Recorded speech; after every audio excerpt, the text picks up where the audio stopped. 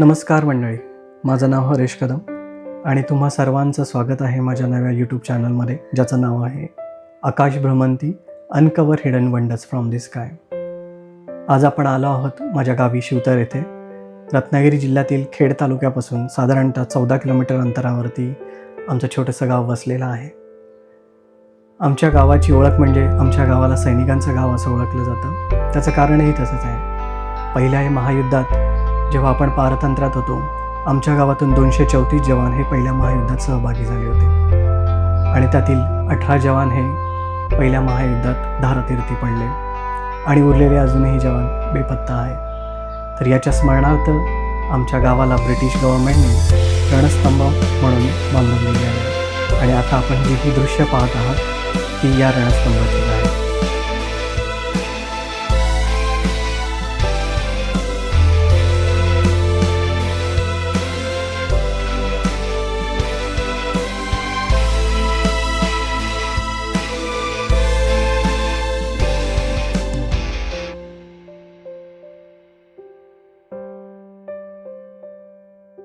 कोकण म्हटलं की प्रामुख्याने आपल्याला गोष्टी दिसून येतात.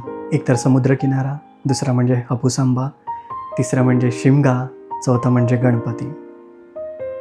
कोकणाला ह्या लाभलेल्या 4 गोष्टी आहेत. आता आपण आलो आहोत आमच्या ग्रामदेवतेच्या मंदिराच्या इथे. जननी कोटेश्वरीचं हे मंदिर आहे. कोकणामध्ये कोणत्याही सणासुदीला किंवा कोणत्याही शुभ कार्याला ग्रामदेवतेची आठवण काढून तिच्या नावाने विडा, सुपारी आणि नारळ वाहिलं जातं आणि पुढील कामाला सुरुवात केली जाते.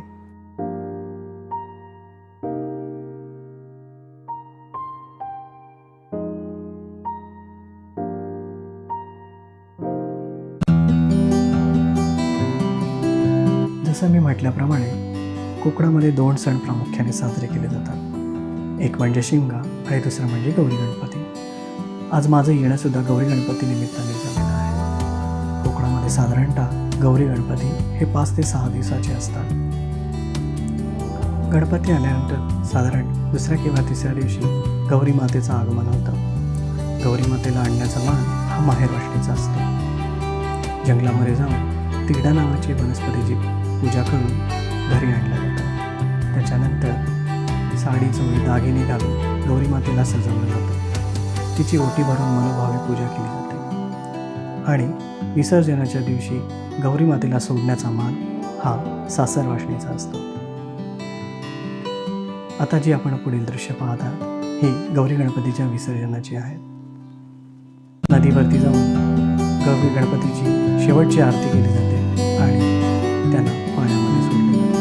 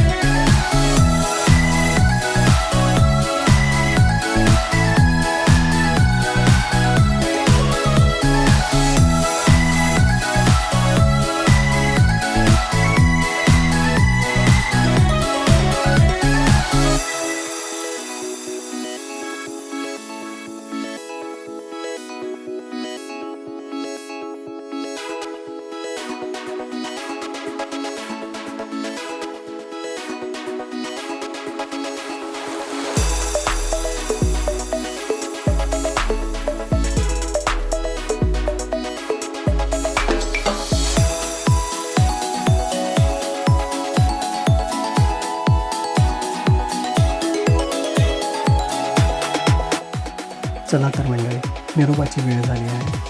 तुम्हाला आमचं गाव कसं वाटलं हे नक्की कमेंट्समध्ये कळवा आणि माझ्या नव्या चॅनलला सबस्क्राईब करा आणि तुमच्या मित्रमंडळींमध्ये शेअर करा. तोपर्यंत धन्यवाद.